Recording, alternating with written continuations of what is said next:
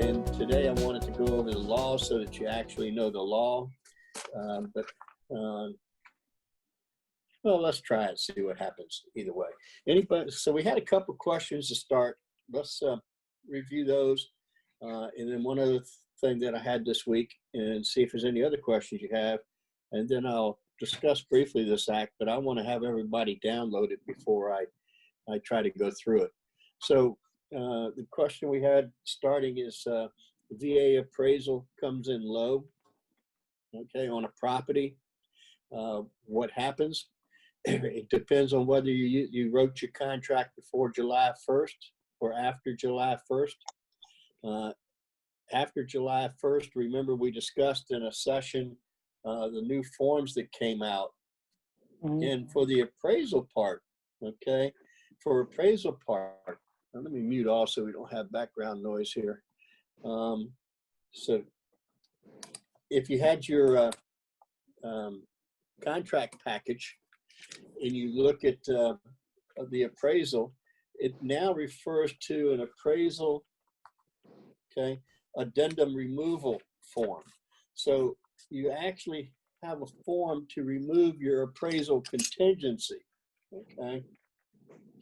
And that would be for VA, FHA, USDA, all conventional, makes no difference. It's Form K1349. It wouldn't be in your contracts package. This was a separate one that we talked about. The appraisal contingency form would be in your contract package. But we had a session where I went over the new forms that went into effect July 1st, 2020. And what your appraisal contingency addendums now say, and I'll just pull it out of my package and share with you. Find it here. I had the pages number, why don't I just look at it, right?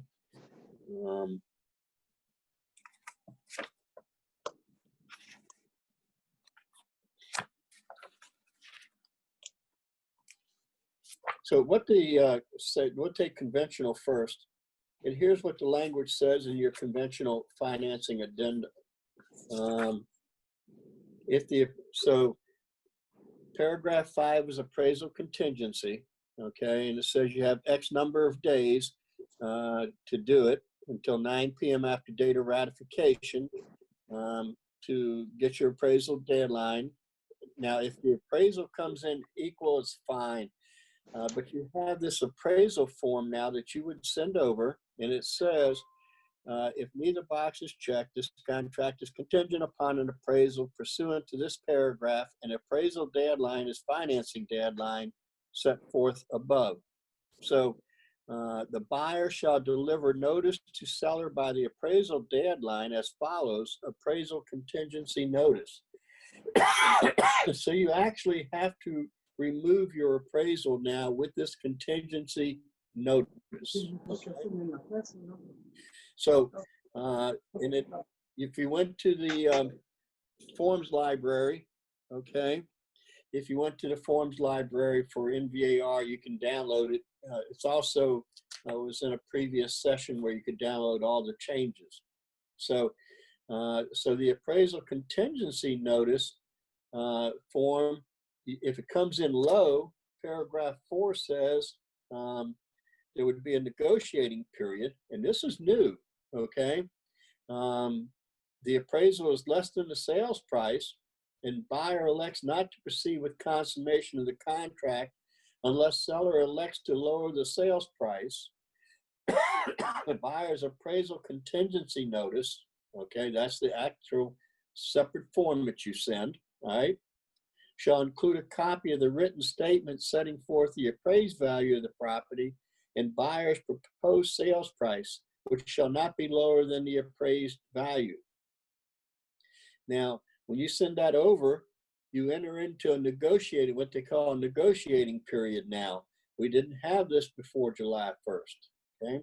In the event of this subparagraph 5D, party shall have until 9 p.m. X days after delivery of the appraisal notice to negotiate a mutually acceptable new sales price. So it's just like home inspection now. When you send a list of items over, you have so many days to negotiate, right? And here's the key to it. If you send it over, all right, and there's no written addendum agreeing to the new price, then you end up in a buyer's election period. Buyer's election period. If at the end of the negotiating period, the parties are unable to reach an agreement, buyer shall have the option to void this contract by delivering notice to seller by 9 p.m. X number of days following the end of the negotiating period. Otherwise, the appraisal contingency is removed and they have to buy the house at the original sales price. So your buyer now has a responsibility to void the contract at the end of the negotiating period, okay? So they don't automatically void it up front. You have this negotiating period now to give everybody an agreement to come up with the price. Now with VA and FHA, it's a little different. VA law says that the veteran has the right to void the contract, even if the seller would lower the price, okay? So it's a little bit different with VA. But let me share with you the actual form, K1349, and it has the same language, the appraisal is equal to or greater than. But in the appraisal contingency in VA, it says the buyer has the right to lower to void the contract all the way up till settlement. So it's a little different. Maybe one day we'll just go back and cover these forms in greater detail. But just I want to make sure you know that the procedure has changed after July 1st on how you handle the appraisals. There is a contingency notice you send over saying that everything is fine, we're going forward, or the lender said, no, we're not going to make the loan because the property doesn't meet their required specifics, etc. But do it properly so that we don't run into a problem where your buyer has to come up with a cash difference because they didn't void their contract in accordance with the new addendums. Okay. Any questions about that before we? Yes, I just briefly touching on it. Okay. Yeah. In the contingency addendum itself, in the second page, paragraph number 3, the financing contingency. What's the difference between the financing contingency and the appraisal contingency? Well, the financing contingency is a separate contingency. Okay. Okay. So even though they're on the same form, you could remove the financing contingency and the appraisal contingency is still in effect. Okay. Okay.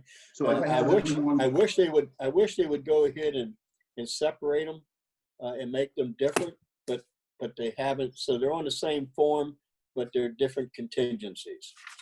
So this one, it means like if he was not approved for the loan itself, like if he had any issues with the loan, right? Correct.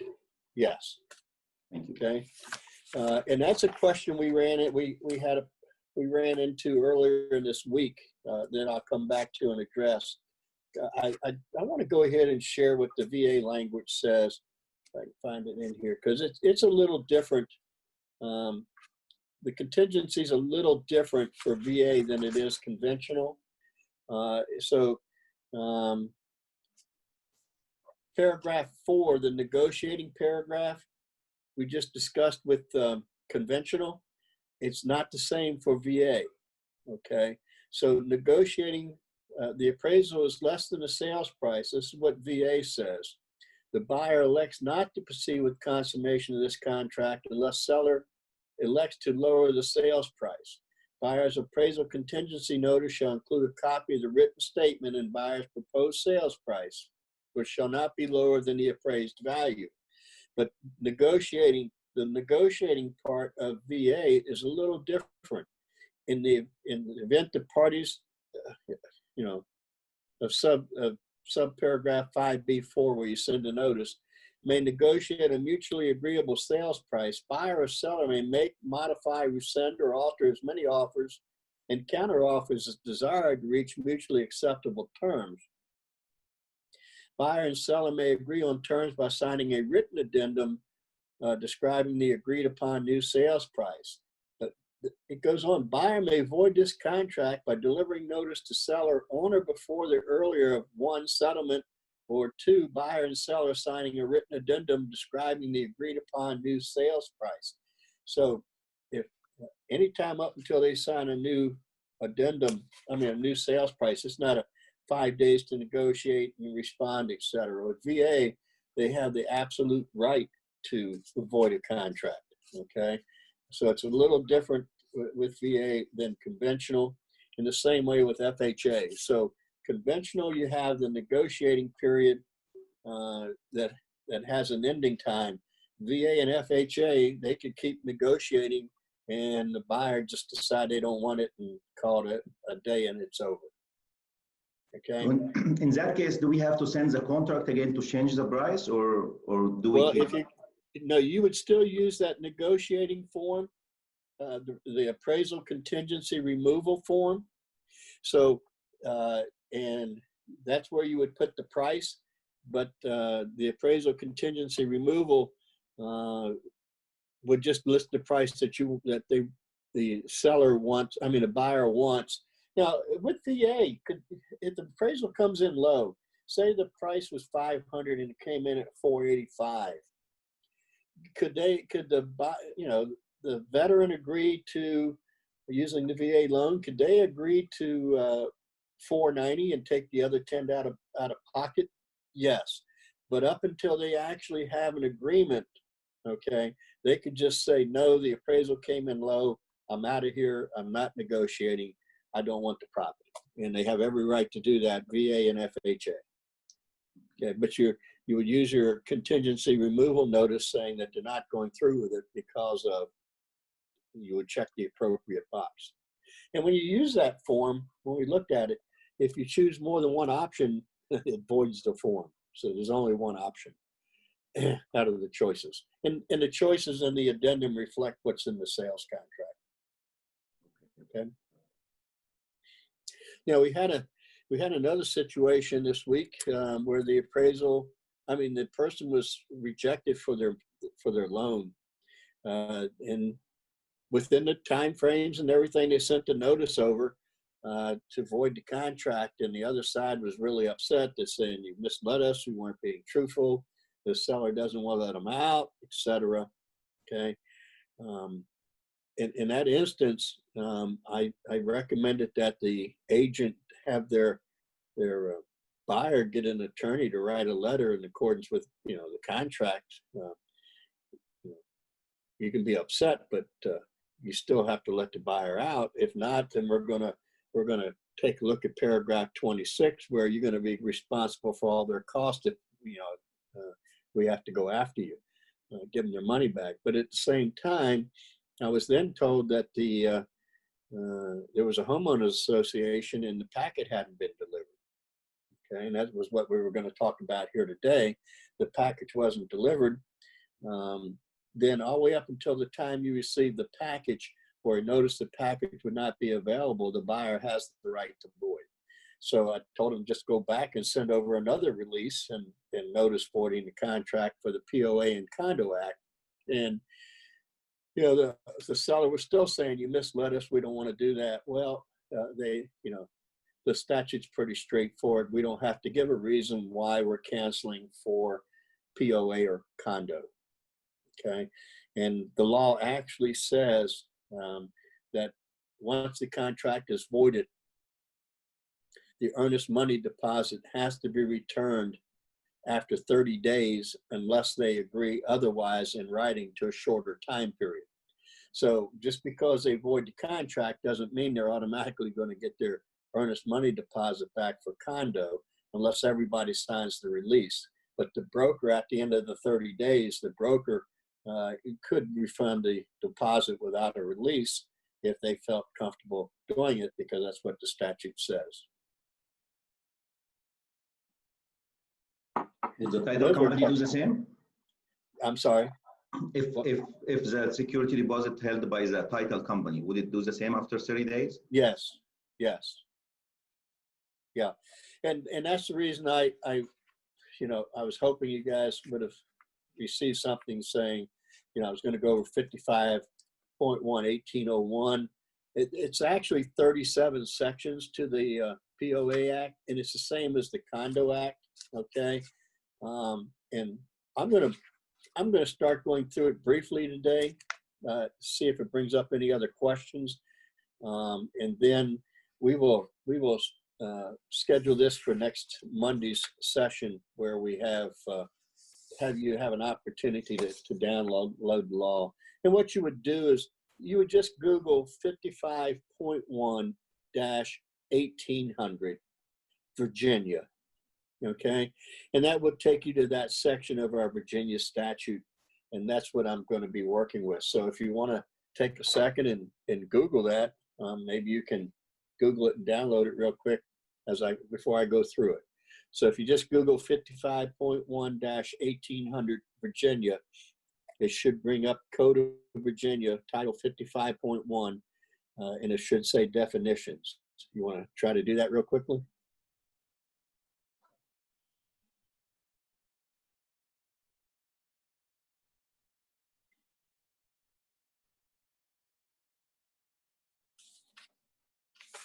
I got it. You find it? Yes. Okay. And you can click through as I go through just to advance the pages. I'm not going to cover everything in there simply because I could spend a month going through this law, but I'd like for our agents to be able to responsibly and intelligently discuss things with buyers and sellers when it comes to this. The main sections that we really need to concentrate on is 1808, 09, 10, 11, and 12. But I'm going to start with 1800 though, the definitions. Just like in our sales contract, they have the definitions section, okay?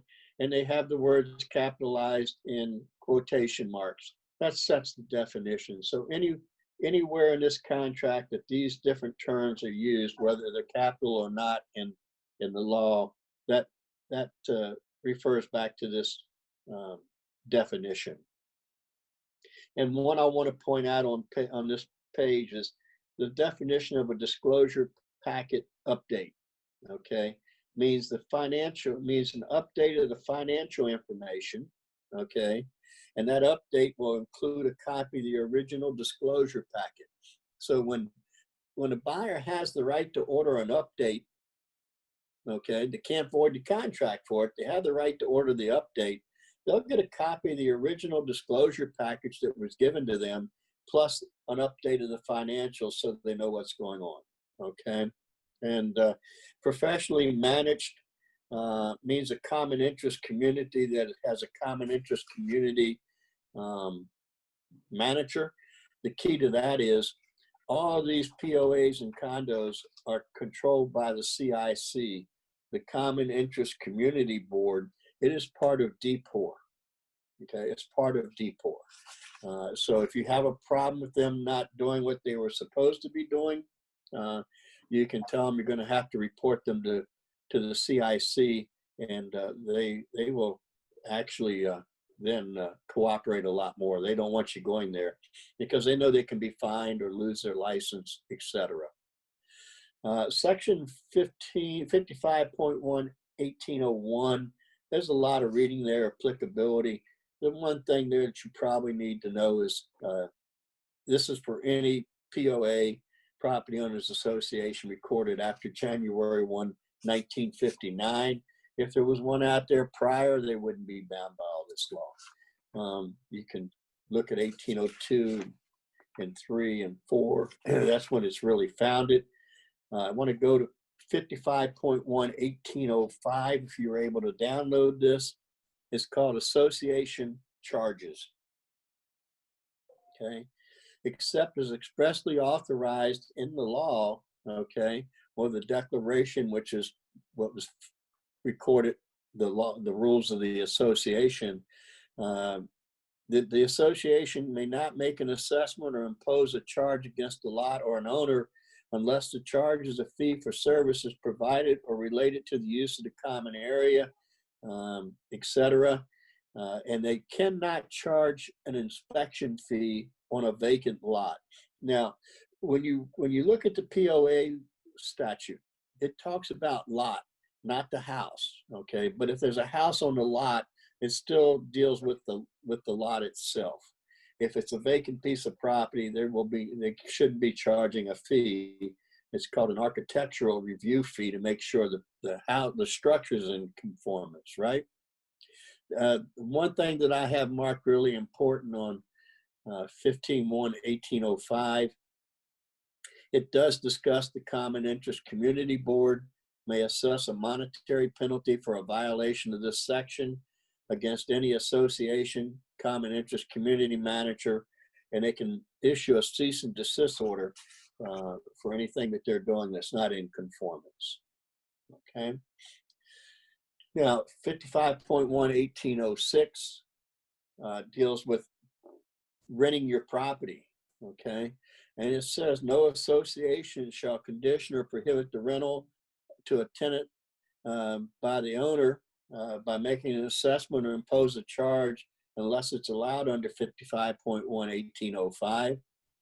They can't charge a rental fee, application fee, or processing fee in excess of $50. Okay, same $50 that you have to pay to record a new owner and a sale of a property. It's the same $50. Okay, they can't charge an annual or monthly rental fee for you to rent your property. And this is real important. They can't require you to use a lease or an addendum prepared by the association. It is against the law for them to do that. Charge any deposit from the lot owner or the tenant owner. Have the authority to evict. They do not have the authority to evict your tenant, right? However, you do have the right, if you're the owner, to designate a person licensed under real estate licensing law to authorize a representative to represent you, and they cannot require formal power of attorney. It requires a notice in writing from the owner of the property that you, the real estate agent, will be representing you, them, and it's technically the broker. Okay. They can require that you supply the name of the tenants and the occupants, et cetera, which makes sense. Okay. And also they could ask for acknowledgement, for you to supply an acknowledgement from the tenant that they consent to all the rules and regulations of the association. So when it's a rental in an association, you should make sure they have all the rules and regs and have them sign off anyway to protect yourself. 55.1/1807, just a statement of the owner rights. So that's more for you to read so that you know if you live in an association what you have rights to do or not do. Okay. But I want to spend some time here on 55.1/1808, and that's the contract disclosure statement and right of cancellation. We discussed last week paragraph 8 and 9 of the sales contract last Wednesday. And last Wednesday, we talked about how short the paragraph is now in paragraph 8. They took most of paragraph 8 out, which is the statute, and they moved it into an understanding your rights under the Virginia Condominium Act, POA Act form, K1390. That is a form that the buyer signs, acknowledging that you've informed them that they really should be looking at all this stuff. Everything they took out of the contract, they moved into that form. It's not an addendum to the contract, okay? What it is just a form for you to keep in your file to protect yourself, because there's a lot of information in these next 3 sections, or 4 sections, that you need to really be familiar with. Now, they have more definitions here in 55.1-1808, contract disclosure statement, right of cancellation. Hopefully you were able to download this and see it with me. They talk about delivery of the disclosure packet to the purchaser or purchaser's authorized agent by one of the methods specified in this section. So when we looked at paragraph 8, it says the documents will be delivered to the purchaser, electronic or hard copy. And I told you both blanks have to be filled out, because it is up to the seller how this documents will be delivered. Okay. Now, purchaser's authorized agent. We will see that in these documents quite a few times. And what the purchaser's authorized agent, if you have your name inserted in paragraph 8 of the sales contract, and we discussed it last week, but it says for delivery of the packet or notice of non-availability of the packet, buyer prefers delivery if electronic or if hard copy. If you were to put Larry L. Anderson at fairfaxrealty.com, or broker Larry 1 at fairfaxrealty.com, whatever, then if those documents were delivered to me personally, not Fairfax Realty, then the clock started ticking, because they made me their authorized agent. So therefore, be very careful how you put your name in there for documents to be delivered. So they gave us a definition of authorized agent. Means any person designated by such purchaser in a ratified real estate contract for purchase and sale of residential property, or other writing designating such agent. You put in there for receiving these documents, you could cause the clock to start ticking. Do you understand what I'm saying? Anybody have a problem with that? Okay. Some other definitions. Receives, the disclosure packet means the purchaser or purchaser's authorized agent has received a disclosure packet by one of the methods specified in this section, and it no longer requires a written acknowledgement. You just have to prove that they have received it. Okay. If it's hand delivered, the best way to do it is get something in writing, but most of these things are done electronically now, and if you can show that it went through, that's probably good enough. Okay. And then the seller can have an authorized agent also, where things are sent to them. Now, 55.1-1808B, an owner selling a lot, which is a home or a lot, has to disclose in the contract that it is subject to POA Act, which you check the box, yes or no, right? Paragraph 8. And then the POA requires the seller, so this act requires the seller to obtain from the Property Owners Association an association disclosure packet and provide it to the purchaser. The seller can only provide what they have received. So if it's not a complete package, you'll see later, whatever you receive, buyer, start the clock ticking. The purchaser may cancel the contract within 3 days or up to 7 days if extended by the ratified real estate contract. Remember, July 1st, our law changed that if you use the extension for review period of the condominium resale certificate addendum and all parties agree, you can extend up to an additional 4 days if delivered electronically or hand carried. So seller doesn't have to agree to it. Okay. But you can add 1, 2, 3, or 4 more days by using the addendum to give them an opportunity, the buyer the opportunity to review this. It can be part of the original contract, or it can be an agreement later. Because how many pages are going to be in these documents? Sometimes it's hundreds and hundreds of pages of documents, and the buyer doesn't realize that when you say they're going to get a package.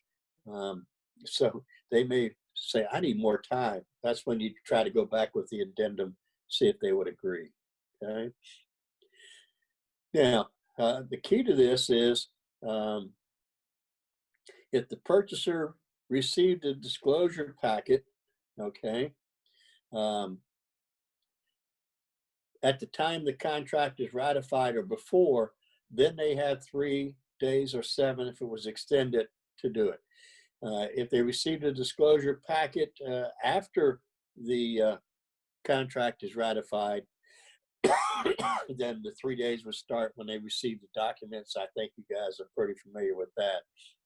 But this is a pretty important section of this. The right to receive the association disclosure packet and the right to cancel the contract or waive conclusively if not exercised before settlement. So what is that saying? Well, up until the time that you receive the documents, you have the right to void, but there's no way that you can waive receipt of the documents. But so in writing, we can't put all parties agree there will be no documents delivered. That's against the law, okay? It wouldn't even be enforceable language.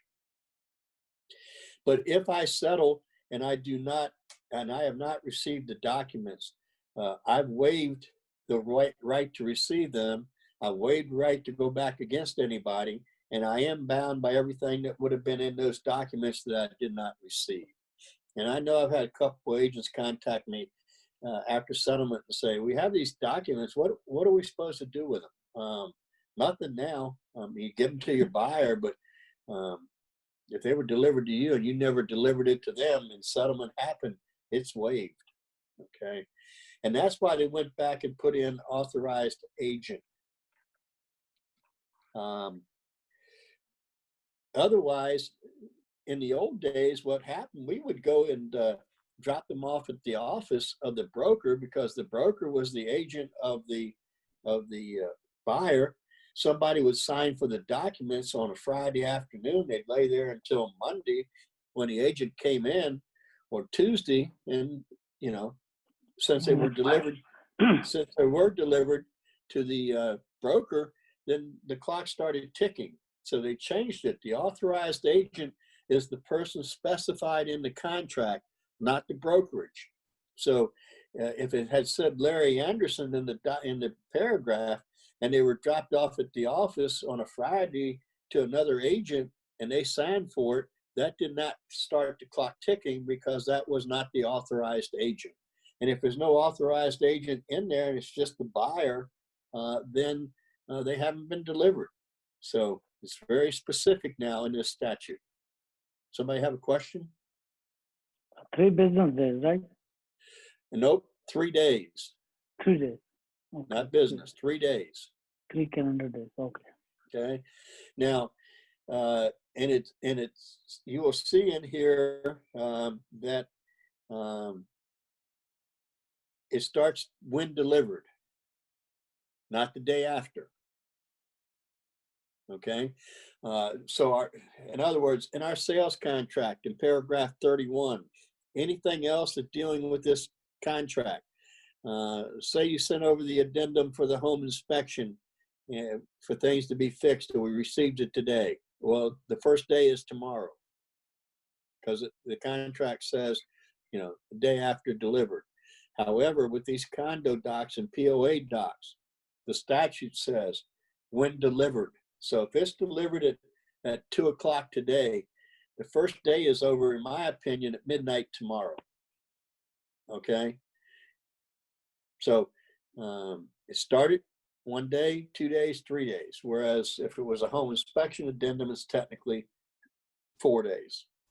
Okay. So it's different, right? Mm-hmm. Everybody okay with this so far? Mm-hmm. Okay. Now, another important term here under B, for purposes of 3, the association disclosure package shall be deemed not to be available, okay? If a current annual report has not been filed by the association with either the State Corporation Commission or the Common Interest Community Board, okay?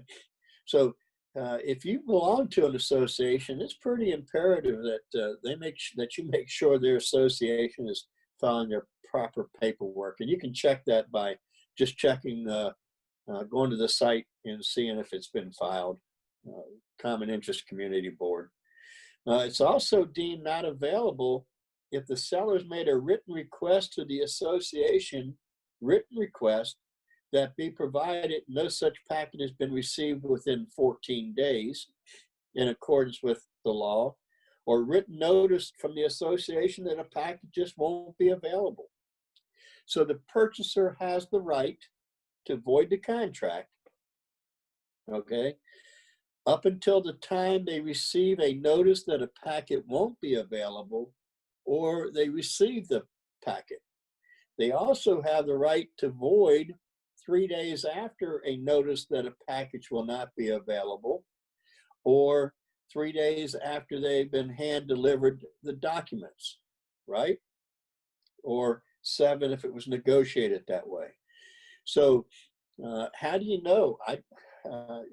How do you know when the seller ordered it? It doesn't say they have to, it's not 14 days from ratification of the contract. It's 14 days from the date that the written request was made. So if people aren't staying on top of this, because I know some people say, we're not going to order the documents until the home inspection contingency removed. And that's 10 days, and we had a 30-day settlement, right? You're cutting it kind of close.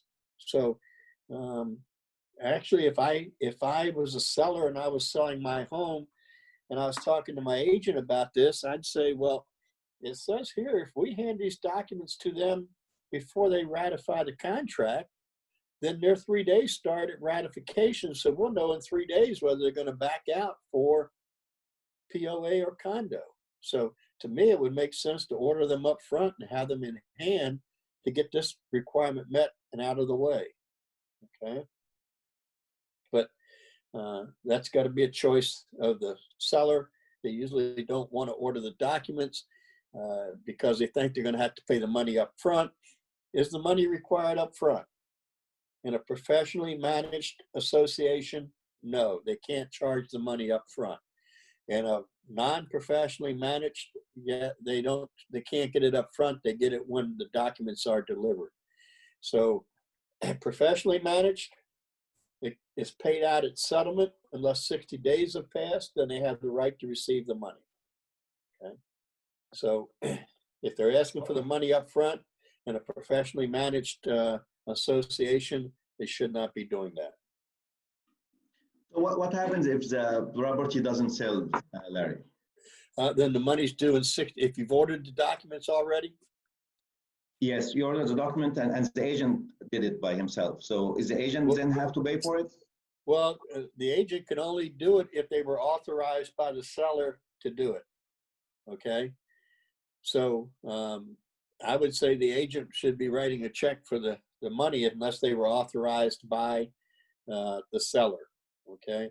And it says here, seller's authorized agent means person designated by such seller in a ratified sales contract for purchase and sale of the property or other designation. So you shouldn't be ordering anything unless they've given you, designated you as their authorized agent. But if you did, the documents, once they're delivered, if it doesn't settle in 60 days, the money is due.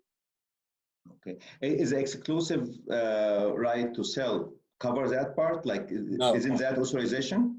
No, because it says in ratified real estate contract for purchase and sale. Okay. So the designation has to be in that contract. All right. So technically, I guess you could argue, since they put me in paragraph 6 to receive all of the documents and all, but I if I was their attorney, I'd say, no, I didn't designate them. That was for other stuff. So you know, technically the owner should be ordering them, but unless you're designated that way in the contract. All right. And that's part of the reason that, you know, I was hoping we'd have more people here on site today to hear this stuff, because a lot of the questions I receive about POA and condo, if you'd actually read sections 1808 through 1812, most of the questions I ever receive from agents are actually covered. Okay. So I may end up doing this again next week on Monday. We won't have time to get through all this today anyway, so it probably wouldn't hurt to hear it a second time. Okay. I want to skip on you a little bit here, since I'm going to come back and do this again next week, and go to the cost, because I get questions about the cost all the time. How much can they charge? So under 55.11810, that's where you find fees for disclosure packet for a professionally managed association. Okay. They can charge under paragraph B. They can charge, if it's in their declaration, they have a architectural review committee. They can charge $100 for the architectural review. Okay. The number two, if it's in paper format, the delivery of the disclosure packet, paper format, not to exceed $150, and that entitles 2 hard copies.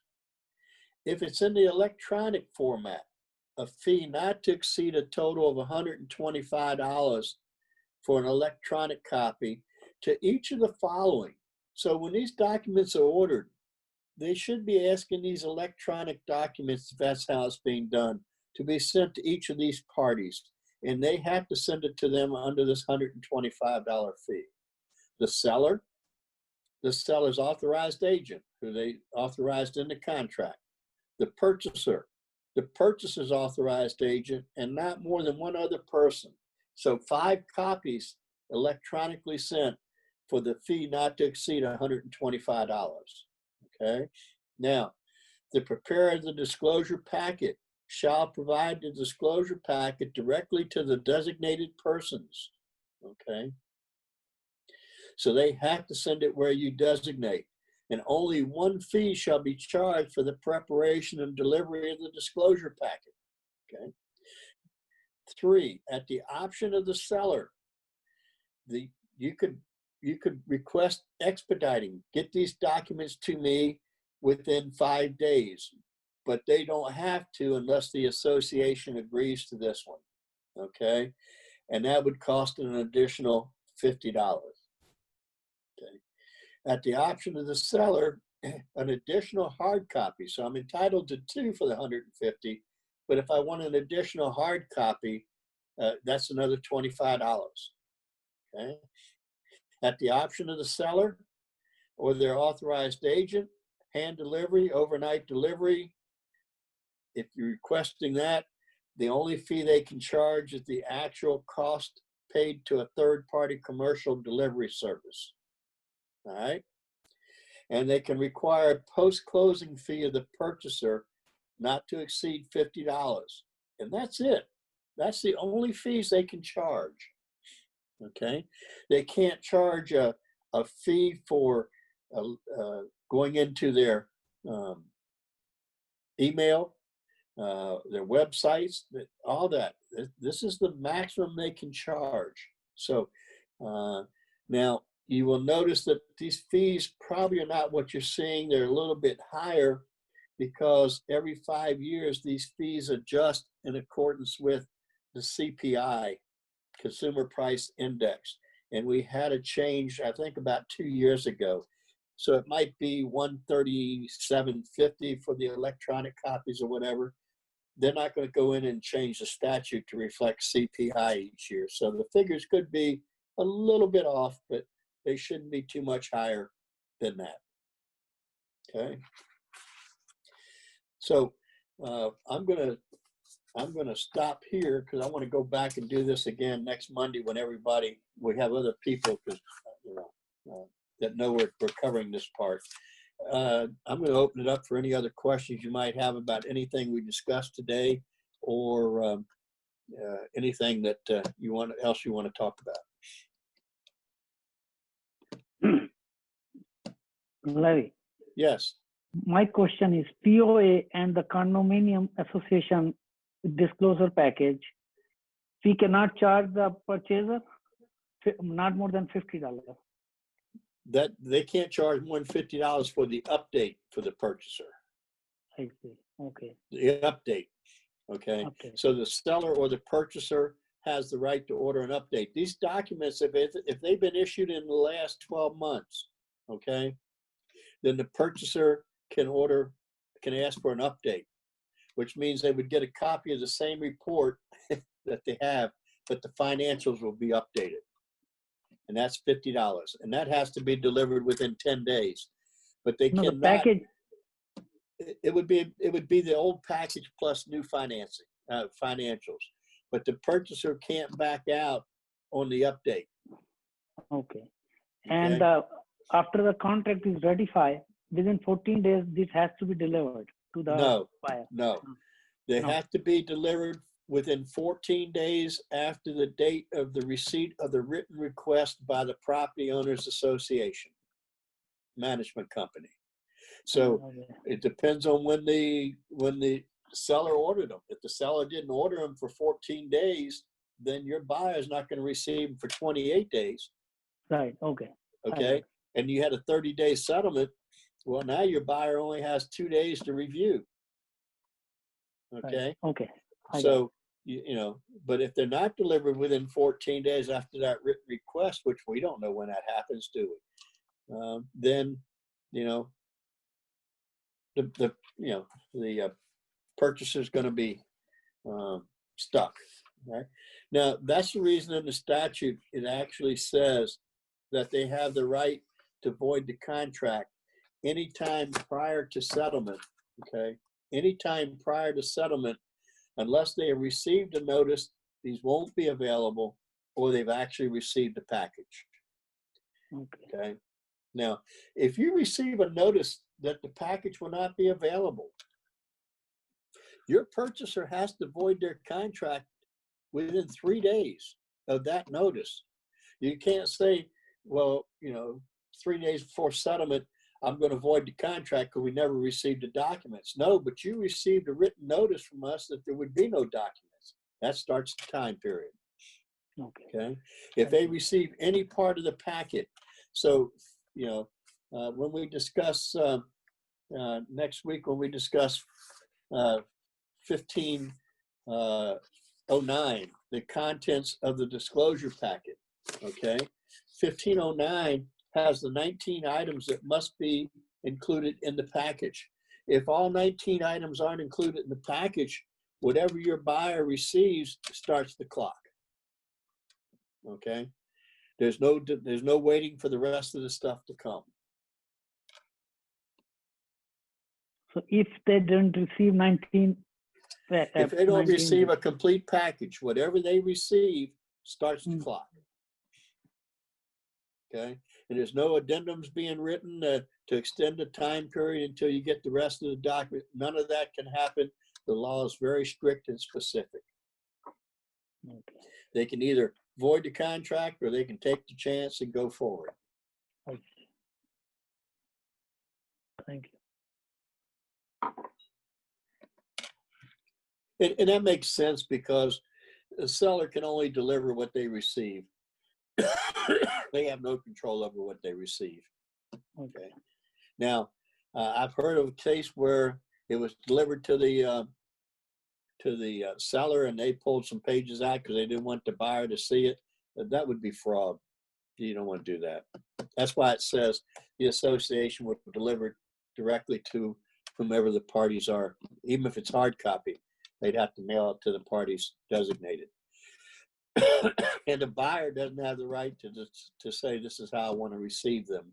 Okay. And the association actually can't say, we don't give hard copies. The law says if I show up at your office, management office, and I demand hard copies, you have to give me hard copies. So if that's going to happen today, I don't know how many people are going to hold out for the hard copies, but it could happen. Thank you. Any other questions? I think you should contact your people about the schedule, because I'd sent an email and someone by the name of Gerson Morales, he sent a message to say that he wasn't given the schedule for August. Yeah, well, it's not my people. Oh, it's not.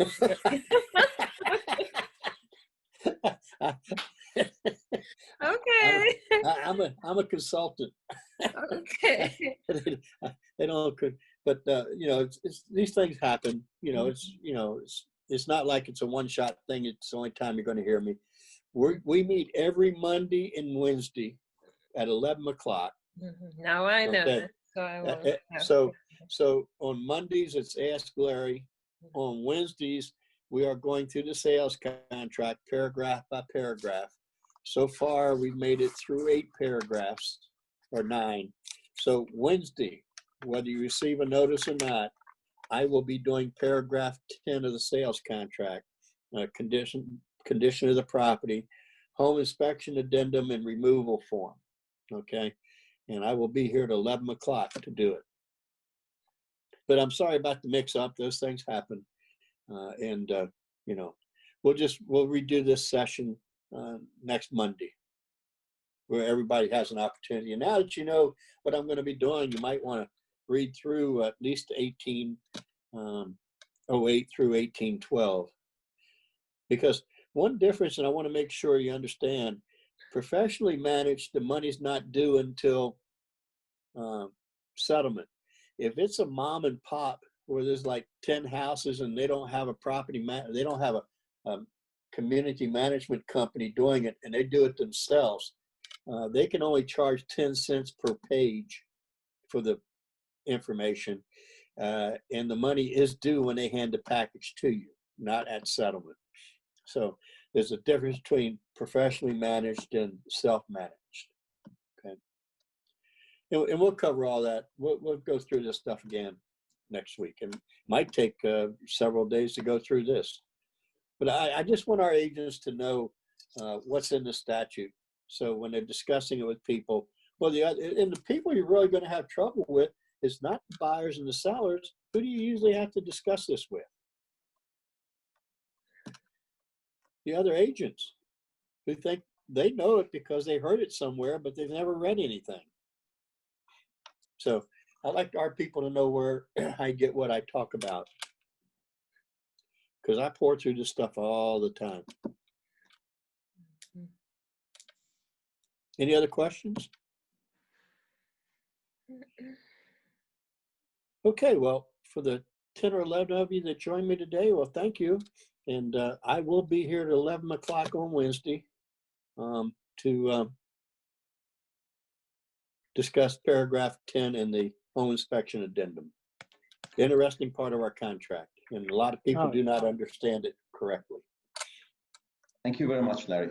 Okay, thank you guys for joining on. Thank you, Larry. Thank you. All right. Everybody, thanks, everybody. I'll see you on Wednesday. Have a See you on great this day. one. Okay, bye. Bye. Bye.